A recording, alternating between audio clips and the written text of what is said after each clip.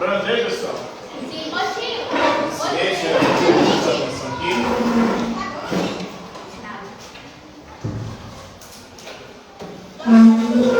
Então, como a gente sempre faz uma vez por mês, nós trabalhamos a diversidade religiosa e estamos há algum tempo trabalhando dentro da diversidade religiosa, aquela que é a maior religião do planeta, possui um número de fiéis, são mais de 2 bilhões de integrantes, que é a religião cristã, que é o cristianismo.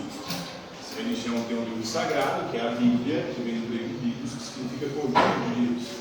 A Bíblia não é um livro só, são vários livros reunidos, 63 para os católicos, 66 para os protestantes evangélicos.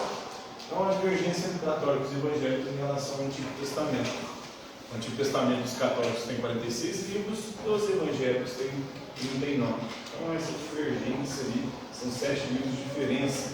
7 livros que os católicos adotaram, esses livros foram escritos em grego, já para o cânone judaico, esses livros não foram aceitos porque Deus teria se revelado para o povo de Deus através da língua hebraica, do aramaico, que era a língua falada pelo povo de Deus.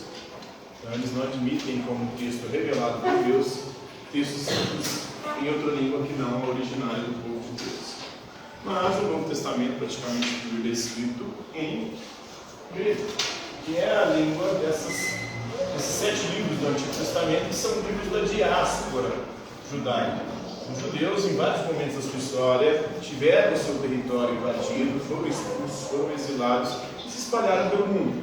Esses judeus da diáspora judaica, muitas vezes exilados, depois de Babilônia, eles foram parar no mundo grego. O grego, que durante boa parte foi a língua culta e intelectual pela qual se comunicavam os povos antigos daquela região, região entre a Europa e o Oriente Médio, ali, que é uma região que vivia num intenso intercâmbio por conta do Império Romano, na época de Jesus. O latim também era uma dessas línguas, são duas línguas ali que acabaram tendo seus documentos mais disseminados, ou sendo expressos em documentos, apesar de que o grego bíblico é um grego mais popular, chamado grego koiné. Mas, voltando aqui, nós vamos falar hoje do Novo Testamento. O Novo Testamento tem 27 livros, tanto para católicos quanto para protestantes. São 4 evangelhos. 4, 6, 9, 27. 13, 24, 17.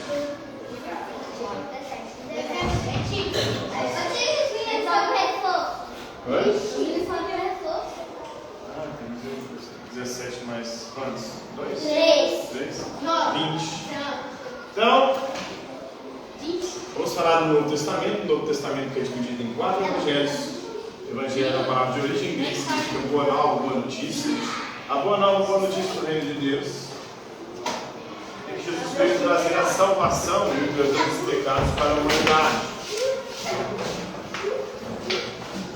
Nós temos os Atos dos Apóstolos, que conta a história dos discípulos de Jesus. Nós temos as cartas apostólicas, as cartas enviadas pelos apóstolos, as principais delas, Paulo, os 27 livros do Novo Testamento, 13 ou 14 foram escritos por Paulo, e temos o Apocalipse, que é a revelação, que é o último livro da Bíblia, que supostamente revelaria o fim do mundo, mas na verdade estava revelando aquele contexto histórico, uma linguagem figurada, falando do Império Romano e da besta, o anticristo, 666, que seria o imperador romano da época. Hoje nós vamos falar do Evangelho de Mateus, capítulo 21, o primeiro Evangelho do Novo Testamento. Lá nós temos uma parábola de Jesus, que é a parábola dos 2 filhos. Jesus conta essa parábola, que é o seguinte: é um pai que pede para os 2 filhos irem trabalhar para ele na vinha. Um fala que vai, mas não vai. O outro fala que não vai, mas vai. Quem fez a vontade do pai?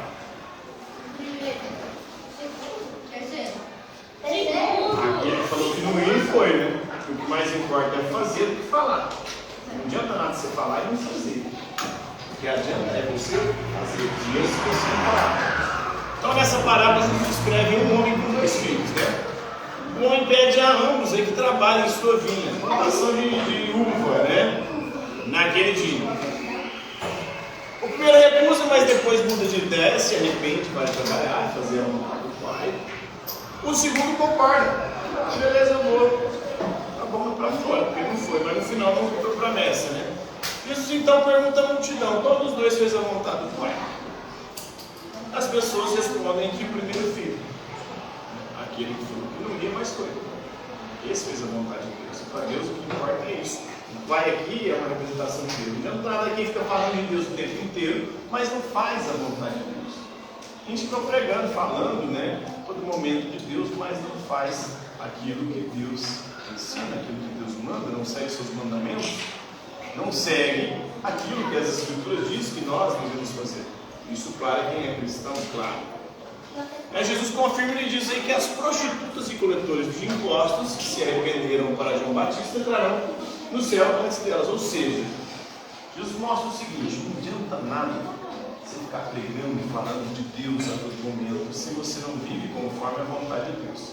Tem pessoas que são pecadoras, que fazem tudo de errado, mas que, se arrependerem e se converterem, vão entrar no reino dos céus antes que aqueles que vivem pregando a palavra de Deus. Tem muita pessoa que é religiosa, tem muita pessoa que gosta de falar, mas não pratica o amor, principalmente o amor que é o maior mandamento de Jesus.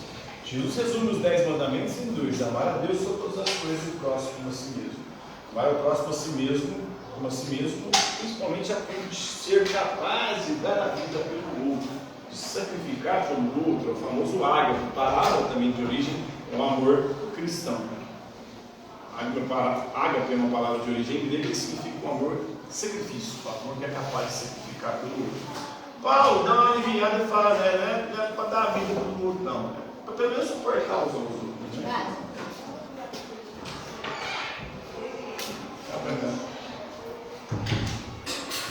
Então Jesus explica que esses pecadores aí, que não ficam falando de Deus, mas que em algum momento fazem a vontade de Deus. Tem pessoas, lembrando que as prostitutas, as putas, os coletores de impostos, os corruptos, então são pessoas ali que ficavam criticando Jesus. Tinha os fariseus, os líderes religiosos da época, que criticavam Jesus, porque eles só andavam com o pior tipo de gente. Andavam com puta, com beberrão, com jubilão, gente que chapava o melão, alcoólatras. Seria hoje os drogados, pessoas alcoólatras, pessoas que fumam. Que é da Bíblia, né? O Evangelho de Mateus.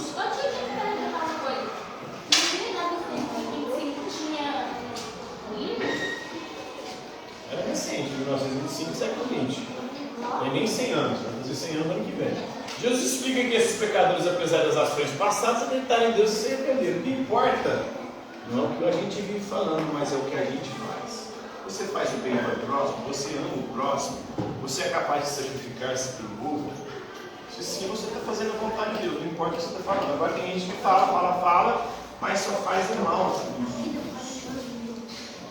Não adianta nada você falar de Deus, pegar a palavra de Deus, para não fazer a vontade de Deus.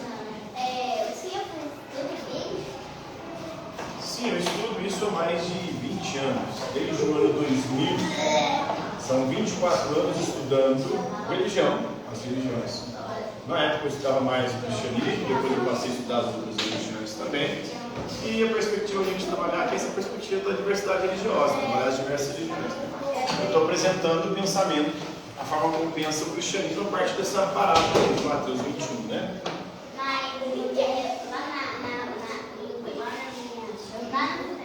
Na sua igreja.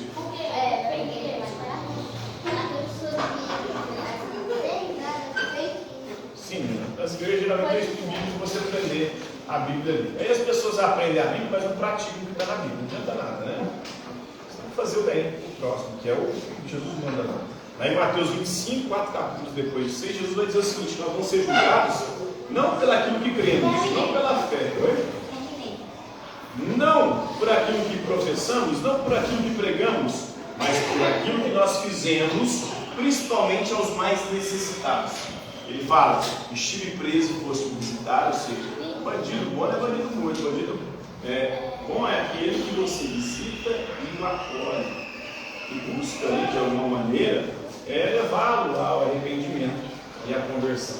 A mesma coisa vale para todos, né? Estive nu e me deste de vestir, estive com sede e me deste de beber, estive com fome e me deste de comer.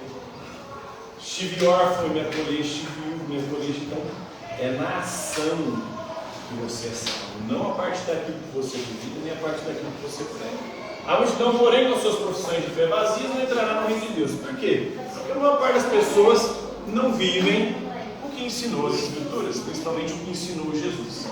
As pessoas vivem falando de Jesus da boca para fora, mas os seus comportamentos não traduzem aquilo que Jesus ensinou, que é a vivência do amor, a vivência do perdão, a vivência da misericórdia, a vivência da caridade, fazer o bem para o próximo e ser capaz de sacrificar pelo outro. Beleza? Compreenderam aí essa mensagem do cristianismo, que é uma religião do planeta?